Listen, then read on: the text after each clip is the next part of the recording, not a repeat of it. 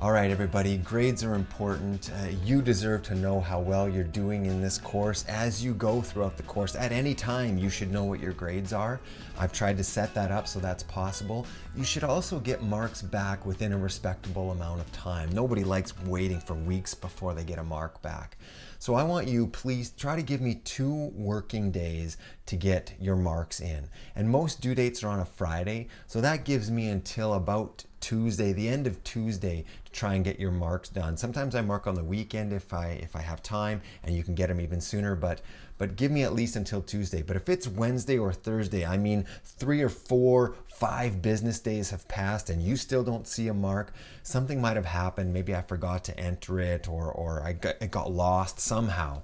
But please, if a couple working days have passed, send me an email and say, hey Brian, did you get my assignment? Did you get a chance to mark it? I want you to get your marks within 2 days, okay? Now, where do you see your marks? And again, they're available at all times. What you got to do is go right here to Moodle and click right here on the sidebar, and there's your grade book. Now, in your grade book, you can see a list of assignments. That's where your marks come from, okay? If it's not, on this list, you're not marked on it. You're only marked on the things that you see here in your grade book. So you can see in the first column, it's the grade. That's what you get on the assignment. And then it says range, and it'll be 0 to 25, for example, for the business writing project. So that's the range, and 25 is the maximum. So maybe you got 20 out of 25. And then you can see in the farthest column, it says percentage. That's the percent that you got on that assignment. So if you look at the bottom, that's where your totals are. And sometimes it feels a little confusing there at the bottom.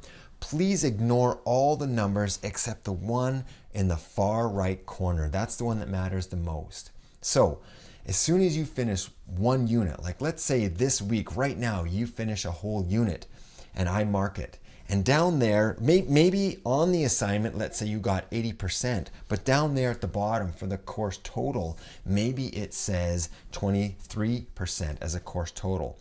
It's actually saying you've earned 23% so far. In other words, if you just stop the course, you quit the course, you'll still have 23. If you don't do any other assignments, you'll still have a 23. That's not great, but it means that that course total can never get any lower. As soon as you do another unit, maybe that course total bumps up to 46%. It can't go any lower. Doesn't matter what happens. You don't hand in any more assignments, it cannot go lower. Maybe you do the third unit, another unit, and now you look down and your course total is at 58%. That's it. It can't get any lower. You've now officially passed the course. You can't fail it, and you can't get lower. You have a D. And so you hand in another unit, the mark jumps up into the 60s. Now you have a C. You just need to understand the percents are on the side. That's the percent you got out of the assignment. But that number at the bottom right corner, that's your total. It can never go down. It can only go up. Okay? Hopefully that makes sense for you.